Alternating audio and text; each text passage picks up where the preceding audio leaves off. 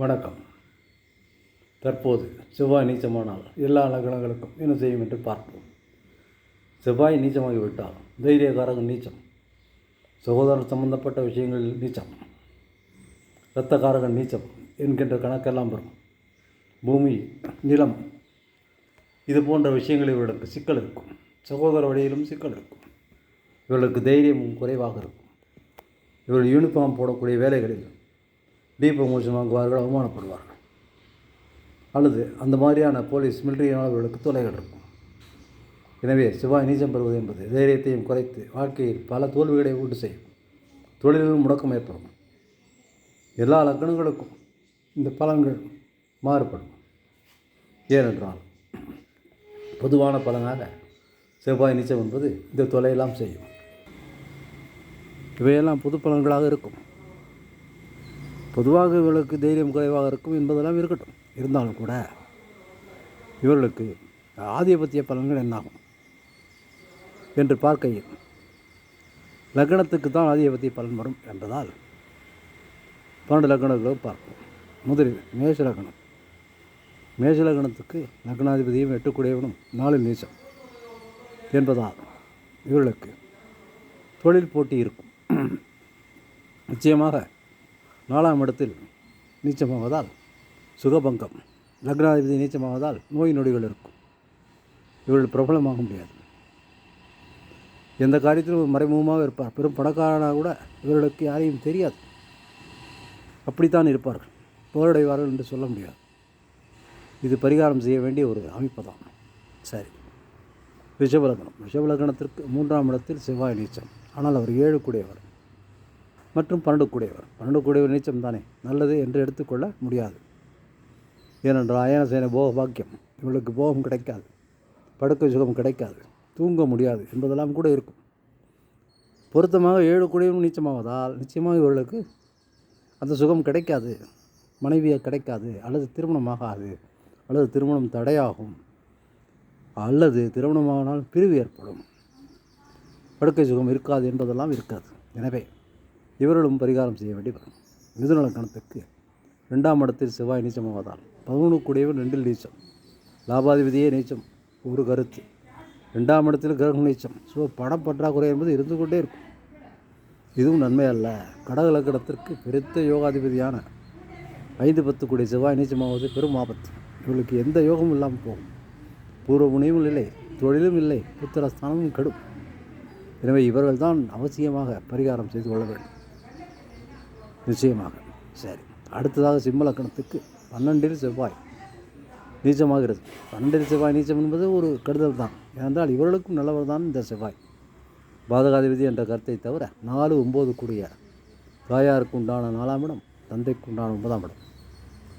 இந்த ஸ்தானங்களை வாங்கிய செவ்வாய் நீச்சம் என்பதால் தாய் தந்தையரிடமிருந்து பிரிவு ஏற்படும். கன்னியா லக்னத்துக்கு மட்டும் 3, 8 கூடிய செவ்வாய் 11இல் நீச்சமாவது பரவாயில்லை. 8 கூடிய நீச்சமாகி விட்டான் என்பதை எடுத்துக்கொள்ளலாம். 11இல் நீச்சமாவதும் பரவாயில்லை. ஏனென்றால் 11இல் எந்த கிரகம் வந்தால் லாபமே தரும் என்று சொல்வார்கள். நீச்சம் 11இல் இருப்பது என்பது சிறிது கெடுதல் என்றாலும் கூட 3 கூடியவர் 11இல் இருக்கிறான் என்ற காரணத்தினால் இவர்களுக்கு சிறு பிரயாணத்தின் மூலமாகவும் சொந்த பந்தம் உறவுகளின் மூலமாகவும் லாபங்கள் இருக்கும். இருந்தாலும் இவர்களுக்கு அஷ்டமாதிபதி நீச்சமானது நன்மையே. சரி, துலா லக்னத்திற்கு ரிஷபலக்னம் போலவே துலா லக்னத்துக்கும் 7 கூடிய செவ்வாய். 2, 7 கூடிய செவ்வாய் வேறு. குடும்பாதிபதியும் அவரே, குடும்பத்தை அமைக்க வேண்டிய மனைவியும் அவரே. எனவே இந்த மனைவி ஸ்தானம் குடும்பஸ்தானம் என்பது பிரச்சனை இருக்கும். குடும்பம் அமையாது, தனி குடும்பமும் போக முடியாது, கூட்டு குடும்பத்தை மாட்டிக்கொள்வார்கள், அல்லது தனியாகவே இருப்பார்கள், திருமணமாகாது. இப்படி இவர்களும் பரிகாரம் செய்வார்கள். எப்படி இருந்தாலும் செவ்வாய் நீச்சம் என்பது பெரும் கொடுமை. பாருங்கள், விருச்சிக லக்னத்துக்கு லக்னாதிபதியே மறுபடியும் நீச்சமாகிறார். லக்னாதிபதி 9இல் இருக்கிறார் என்கின்ற ஒரு பெரிய கருத்து இருக்கிறது.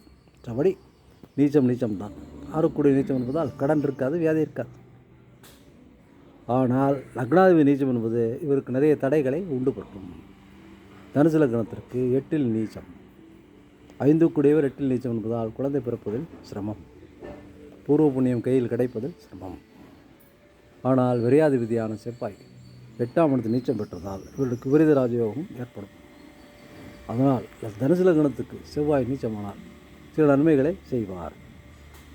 மகர லக்னத்துக்கு 7 நீச்சம், களத்திர தோஷம். 11 7 நீச்சம். மனைவி சம்பாதிப்பவராக இருந்தாலும் சொற்ப சம்பாத்தியம் இருக்கக்கூடிய சாதாரண வேலையில் இருப்பார். 4 நீச்சம் என்பதால் நல்ல வீடு அமையாது. கும்பலக்கணத்துக்கு 6 செவ்வாய். 3 10 6 செவ்வாய் நீச்சமாகிவிட்டால் தொழில் அமையாது, வேலை கிடைக்காது, அடிமை வேலை கூட கிடைக்காது, சொந்த தொழிலும் செய்ய முடியாது, சிரமப்படுவார்கள். மீனலக்கணத்திற்கு செவ்வாய் நீச்சம் என்றால் 9 5 நீச்சம். 9 5 வந்தால் ராஜயோகம், ஆனால் அது நீச்சமானதால் கெடுதல். 2 நீச்சமாகிவிட்டான், குடும்பத்திலும் ப்ராப்ளம், பாக்கியஸ்தானத்துக்கும் ப்ராப்ளம். ஆக மொத்தம் செவ்வாய் எப்படி இருந்தாலும் எல்லோருக்கும் நற்பலனை அளிக்க வேண்டிய சில கட்டாயங்கள் இருக்கிறார். அதை மீறி அவர் எதுவும் செய்ய முடியாமல் போகும் இந்த நீச்சத்தால். இதிலிருந்து என்ன பரிகாரம், எப்படி தப்பிக்கலாம் என்றால், இயற்கையாகவே இந்த செவ்வாய் நீச்சமானதற்கு கூடவே சந்திரன் இருந்து விட்டால், கடகராசியாக வந்து விட்டால், இவர்களுக்கு நீச்சபங்க ராஜயோகம் ஏற்பட்டு செவ்வாய் நன்மையே செய்துவிடும். அல்லது சந்திரன் உச்சம் பெற்று இந்த ரிஷபத்தில் இருந்து விட்டால், அதாவது ரிஷபராசியாக இருந்து செவ்வாய் நீச்சமாகி விட்டால், அப்போதும் நீச்சபங்க ராஜயோகம் என்று சொல்லக்கூடிய யோகம் நடந்து இந்த செவ்வாய் பலப்பட்டுவிடும்.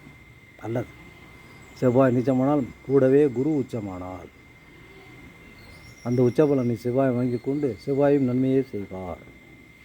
இவையெல்லாம் மீறி இது எல்லாம் இல்லை என்றாலும் இந்த செவ்வாய் அம்சத்தில் உச்சம் பெற்றுவிட்டால் நிச்சயமாக நற்பலனை செய்வார். இப்படியெல்லாம் இல்லை, ஆனால் செவ்வாய் நீச்சமாகத்தான் இருக்கிறது, அம்சத்திலும் உச்சத்தில் இல்லை, நீச்சபங்க ராஜயோகம் ஆகவில்லை என்றால் அவர்கள் பவளமணிய வேண்டும். ஆனால் 7 மாரகாதிபதி 2 அஷ்டமாதிபதி 8 என்பதையெல்லாம் பார்த்து விட்டு தான் செய்ய முடியும். எல்லோரும் பவளம் அணிய முடியாது. இந்த மாதிரியான கண்டிஷனில் போனால் போகிறது என்று நிச்சயமாக பவளம் அணியக்கூடிய தகுதி உள்ளவர்கள் கடக லக்னமும் சிம்ம லக்னமும் மட்டும்தான். மேஷம் கூட அணிய முடியாது, விருச்சிக லக்னமும் அணிய முடியாது.